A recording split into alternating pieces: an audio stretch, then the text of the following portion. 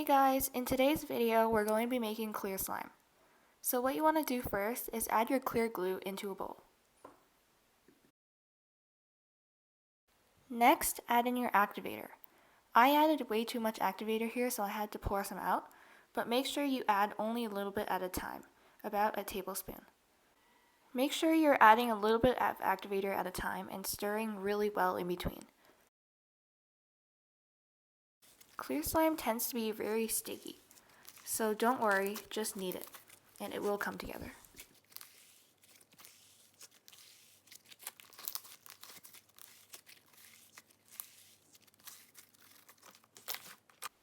Now you want to set your clear slime aside and make sure it doesn't dry out by putting a lid on the container. Usually clear slime takes about 1 week to clear up, but since I have such a little amount, it only took 5 days.